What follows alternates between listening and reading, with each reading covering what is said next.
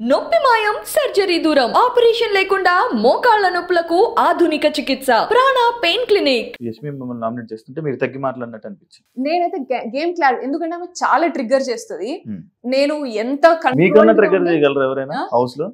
Definite గా నేను అసలు నా ట్రిగ్గరే కాదు నాది, కానీ జనాలకు మీరే ట్రిగ్గర్ చేస్తున్నారు అనిపిస్తుంది. నేను వాడితే ఓన్లీ గేమ్ పాయింట్స్ వదులుతారు, మిగతాది వాళ్ళు రెచ్చిపోతారు. నేను ఓన్లీ గేమ్ పాయింట్స్ యూజ్ చేస్తా. I will not get into personal any time.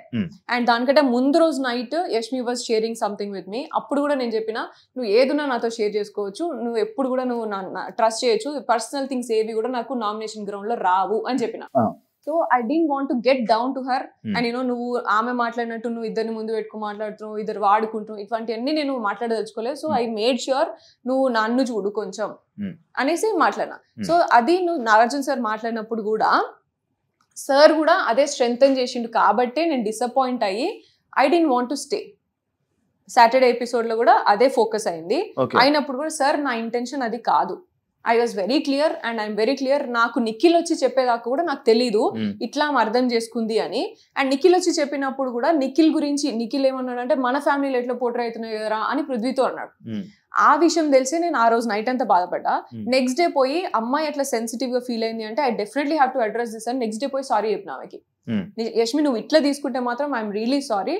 And I clearly told, like పృథ్వీని అడిగినప్పుడు కూడా నేను క్లియర్గా ఉన్నా, నీకేమైనా ఉందా అని చెప్పేసి డైరెక్ట్ అడిగినా వాడు లేదు అన్నాడు. That must have portrait. అది అక్కడే క్లియర్ అయిపోయింది.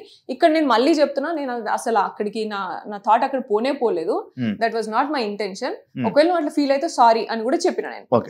ఇవన్నీ వదిలేసి ఈ సెంటెన్స్ వాడినావు అని చెప్పేసి మాట్లాడారు వీకెండ్ లా. I told my explanation. Even then conclusion was not right. Nagarjuna sir is like father figure and judgement. Like evening, like Saturday weekend ఎప్పుడు వస్తుంది, సార్ ఏం చెప్తారు అని వెయిట్ చేస్తాం మనం లోపలన్నప్పుడు. సో అంత ఉన్నప్పుడు నువ్వు ఎట్లా రాంగ్ థింగ్ ని స్ట్రెంగ్తన్ చేస్తావు అనేది నాకు నచ్చలేదు అక్కడ. That's when I dropped out. Like వీళ్ళు, ఎందుకంటే దానికంటే ముందు వీక్ కూడా నిఖిల్ నన్ను అడగలేదు, తినడం అడగలేదు కాబట్టి అలిగింది అని మాట్లాడారు. అది విచ్ ఇస్ నాట్ ట్రూ. అది కూడా అంతే, ముందు వెనకాల కట్ చేసుకుని మీరు చూపించారు వాళ్ళు. నేనేమనుకో సరే పోనీలే, చిన్న ఎలిమెంటే కదా, చిన్నది కదా, సరే షో కోసం కాంటెంట్ కోసం పెట్టుకున్నారు కావచ్చు, దట్ ఈస్ ఫైన్ లే, అలిగితే తప్పేమో, దానిలో ఏం పెద్ద బ్యాడ్ కాదు కదా అని చెప్పేసి ఊరుకున్నా నేను. థర్డ్ వీక్ లా, దెన్ ఫోర్త్ వీక్ లా ఇది మళ్ళీ స్ట్రెంగ్తన్ చేసిండు. సో కంటిన్యూస్ గా ఫాల్స్ ని స్ట్రెంగ్తన్ చేస్తూ వెళ్తే దెన్ నేనేం కనిపిస్తున్నా, నా ట్రూత్ ఎక్కడ, నువ్వు నన్ను ఎందుకు నా ట్రూత్ ని తొక్కేస్తున్నావు అనే ఫీలింగ్ లో నేను ఉండే. So that's when I decided like నువ్వు ఉంచినా సరే నేను ఉండా, నువ్వు ఇంకొక వీక్ నాకు ఇప్పుడు ఎలిమినేట్ చేయకుండా నువ్వు ఉంచినా సరే నేను ఆడకుండానైనా. నచ్చక మీరే వచ్చేసినట్టు నేను చెప్పినా కదా లిటరల్లీ, నేను ఈ వీక్ లో నేను వెళ్ళిపోతా. నేను అందుకే సండే కూడా రెడీ కాలేదు. నేను సండే ఎపిసోడ్ కి కూడా నేను రెడీ కాలే, విచ్ వాజ్ నాట్ రైట్. ఎందుకంటే రెండు థింగ్స్ లో నాగార్జున గారు నన్ను స్ట్రెంగ్తన్ చేయలేదు అండ్ ఫాల్స్ ని స్ట్రెంగ్తన్ చేసి, తప్పు ఎలిమెంట్ ని నువ్వు స్ట్రెంగ్తన్ చేస్తే ఇంకెక్కడ, ఇంకా నేను నిజాయితీ ఏది, నా ట్రూ సెల్ఫ్ ఏది, నేను ఇక్కడ నా ట్రూ సెల్ఫ్ ఉన్నాను అనుకున్నాను, నీ ఇష్టం నువ్వు పోర్ట్రే చేస్తా అంటే నేను ఎందుకు ఉంటాయి ఇక్కడ. ఇప్పుడు మీకు ఇంతకీ బిగ్ బాస్ నచ్చిందా నచ్చలేదు? నాకైతే ఇప్పుడు నచ్చలేదు. But I had good time and I had good journey. నేను అనుకున్న బిగ్ బాస్ తప్పు కావచ్చు, నేను అనుకునే మీనింగ్ తప్పు అని నాకు అర్థమైంది. బిగ్ బాస్ తప్పు, నేను అనుకున్నది తప్పు అని నాకు అర్థమైంది. మీకు తప్పు? నేను అనుకున్న షో గేమ్ అంటే బిగ్ బాస్ గేమ్ అంటే లైఫ్ షో, పర్సనాలిటీ, రియాలిటీ కనిపిస్తుంది, రియాలిటీ చూపిస్తారు అని అనుకున్నా కదా నేను. అది తప్పు అని నాకు అర్థమైపోయింది. బయట ఒక టాక్, మీరు మ్యారీడ్ కదా? No, not yet. మీరు ఆల్రెడీ పెళ్ళైన ఫస్ట్ ఆయన వదిలేసి మళ్ళీ ఇంకొకరిని మళ్ళీ పెళ్లి చేసుకున్నారనే రూమర్స్ బయట నడుస్తున్నాయి, ఎంతవరకు నిజం? రూమర్స్ ఇంకేమున్నా, ఇంకొకసారి కంటిన్యూస్ గా అట్లే చెప్పు, వినుకుంటా కూర్చుంటుంది. దీనికి మీ రియాక్షన్ ఏంటి? యాక్చువల్లీ వినడానికి వింటుంటే మనం బోల్డ్ ఉంటుంటాయి, అదే కదా ఇది మెయిన్ పాయింట్. దీనికి మీరు ఏం రియాక్ట్ అవుతారు? రాసుకోవడానికి కూడా చాలా మంది ఈ మధ్య యూట్యూబర్స్, రివ్యూవర్స్ చాలా మంది చెప్పడానికి కూడా చాలా తయారైనారు. I can see that completely, but that's not true. And I already told on the show also, Yash ని నేను చేసుకోబోతున్నా అనేసి. అండ్ అదే కాకుండా మీ మదర్ ఒక ఇంటర్వ్యూలోనే అదొక బిట్ అనేది ఒకటి బయటికి రావడం జరిగింది. లైక్ సోనియా లోపల ఎలాగున్నా మాకైతే ఏం ప్రాబ్లం లేదు, కానీ వాళ్ళ అత్తయ్య వాళ్ళకి ప్రాబ్లం అని చెప్పి ఒకటి మీ ఫ్యామిలీ ఇంటర్వ్యూలో మాట్లాడడం జరిగింది మీ అమ్మగారు. దానికి మీ రియాక్షన్? నేను చూడలేదు, నేను అది ఇప్పటి వరకు నాకు అది రాలేదు. మరి మీ దాకా ఇంకా రాలేదు? ఓకే, మీ అమ్మగారు అలా అన్నారు అనమాట. అండ్ ఐ డోంట్ థింక్ నాకు అంటే లైక్ వాళ్ళు ఫీల్ అవుతారు వీళ్ళు ఫీల్ అవుతారు అనేది కంప్లైంటే లేదు నాకు. నా అంకుల్ ఎలా ఉంటారంటే యశ్ వాళ్ళ డాడీ ఎట్లుంటారంటే లిటరలీ నేను బయటకు వచ్చిన తర్వాత లైక్ ముందు కూడా నాకు అంకుల్ తెలుసు, ఆయన ఎంత రెస్పెక్ట్ ఇస్తారు, నన్ను ఎట్లా చూస్తారు అనేది నాకు తెలుసు. బయటకు వచ్చిన తర్వాత నేను తెలుసుకునే కొన్ని ఏంటంటే ఐ ఫెల్ట్ రియలీ హ్యాపీ. అంటే మీరు వచ్చేటప్పుడు భయపడ్డారా ఆయన ఏమని అంటారని? No no no no no అంటే ఇంత చేస్తారు అని నేను అనుకోలేదు. లైక్ యూనో ఈ లిటరలీ వెళ్ళి ప్లకార్డ్ అది చూపించి ఓట్ వేయండి అని చెప్పేసి ఓటింగ్ క్యాంపెయిన్ చేసుకున్నారంట అంకుల్.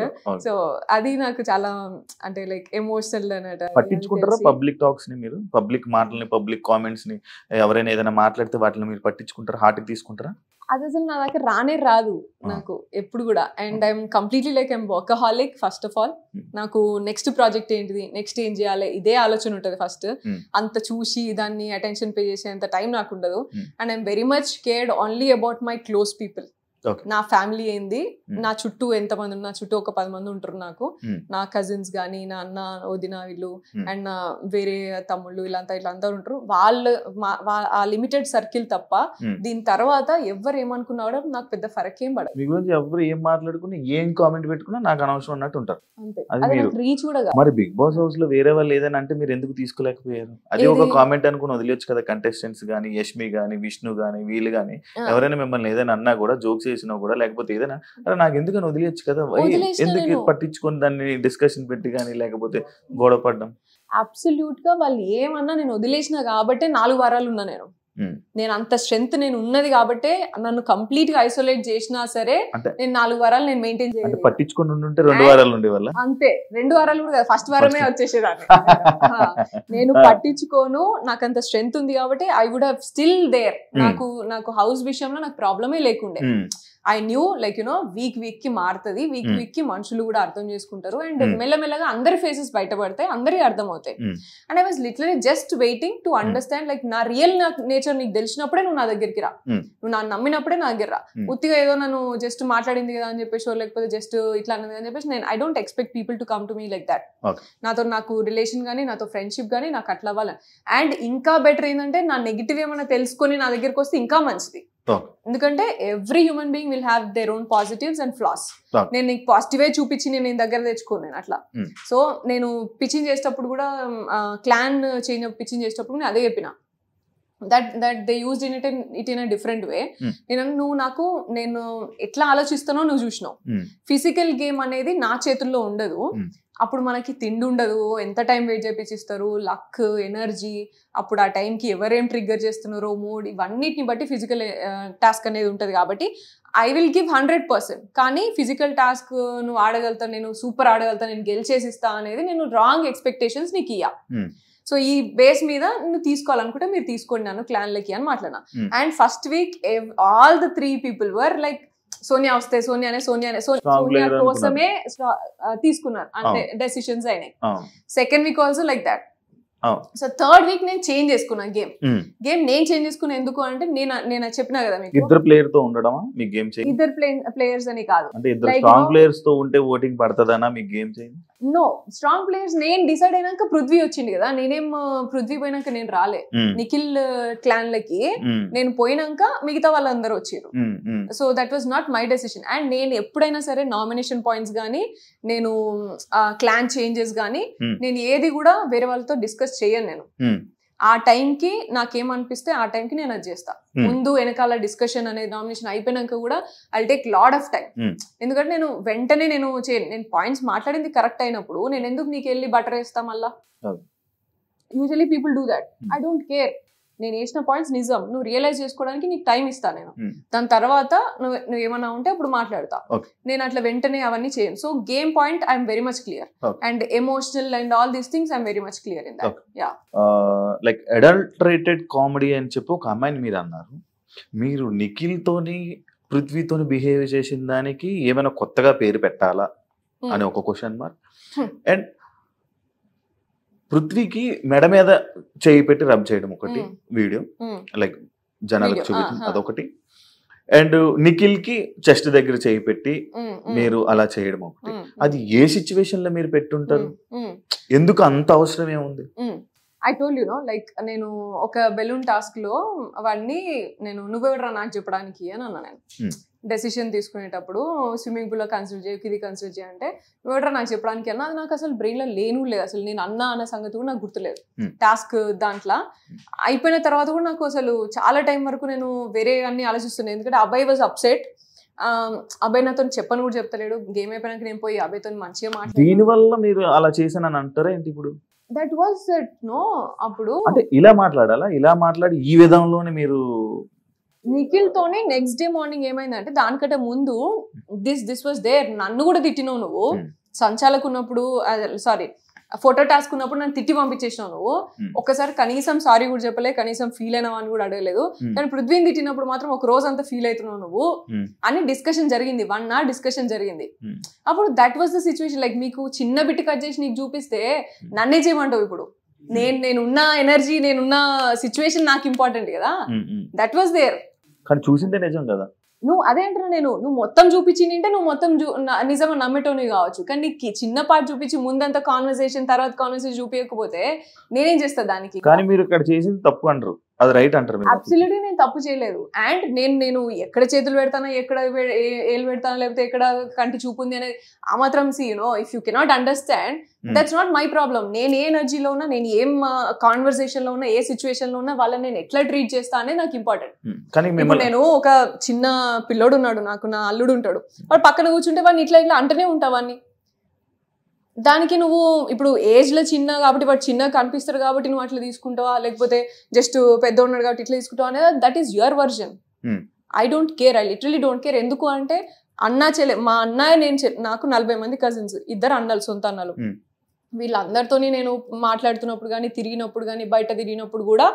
అనుకున్న జనాలు ఉన్నారు సో నేను అవన్నీ పట్టించుకొని నేను బిహేవ్ చేయాలన్నా అదైతే మంచి వే అంటారు బట్టి కాన్వర్సేషన్ ని బట్టి కదా అదే మీరు అది చేసింది అది ఒక మంచి వేలో చేశాను అంటారు నేను మంచి వే బ్యాడ్ వే అని కాదు నేను ఆ కాన్వర్సేషన్ నేను సిచ్యువేషన్ నేను వాళ్ళని ట్రీట్ చేసే విధానం నాకు తెలుసు నేను ఒక కిడ్స్ లాగా ట్రీట్ చేసిన ఒక అన్నలాగా తమ్ముళ్ళలాగా కిడ్స్ లాగానే ట్రీట్ చేసిన తప్ప నేను ఇంకొకలాగా ట్రీట్ చేయలేదు అండ్ నేను ఒకవేళ ట్రీట్ చేసిన అవతలోడు తీసుకోవాలి కదా అవతలోడు కూడా అదే సిచ్యువేషన్ అట్లే నార్మల్ గా ఉన్నాడంటే అంతే కదా మరి అంటే మీరు అదే అంటున్నారు అన్నలాగా తమ్ముళ్ళలాగా ఆ అన్న తమ్ముళ్ళు అయితే అలా చేస్తారా వాళ్ళు మీరు అన్న తమ్ముళ్ళు అని మీరు అనుకుంటారు వాళ్ళు అలా అనుకున్నారా మిమ్మల్ని చెల్లి అని డెఫినెట్ వాళ్ళు ఎన్నిసార్లు చెప్పారు మాకు మదర్లీ ఫీలింగ్ ఉంటది మంచి కేర్ చేస్తారు అని చాలా సార్లు చెప్పారు మాకు చెప్పారు వేరే వాళ్ళకి కూడా చెప్పారు వేరే వాళ్ళకి చెప్తే మరి యష్మి అని కానీ లేకపోతే మిగతా హౌస్ మేట్స్ మిమ్మల్ని ఎందుకు వాళ్ళ అన్న చెల్లెళ్ళని ఎప్పుడు అనలేదు అండ్ మిమ్మల్ని మీ డిస్కషన్ లో కూడా అలా చెప్పలేదు లాస్ట్ సండే ఎపిసోడ్ అయితే రీసెంట్ గా అదే లాస్ట్ లోనే దాని తర్వాత ఏమైందో తెలియదు వాళ్ళ డిస్కషన్ ఏం జరిగిందో తెలియదు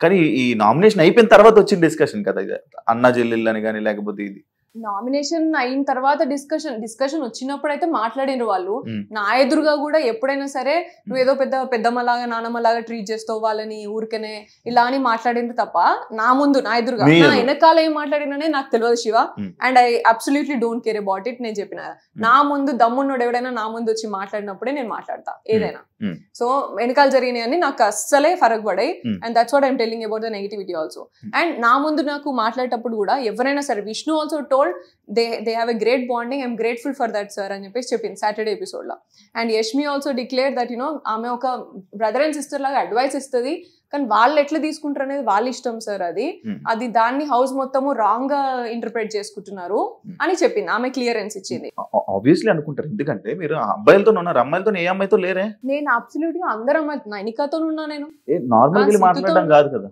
ఉండడం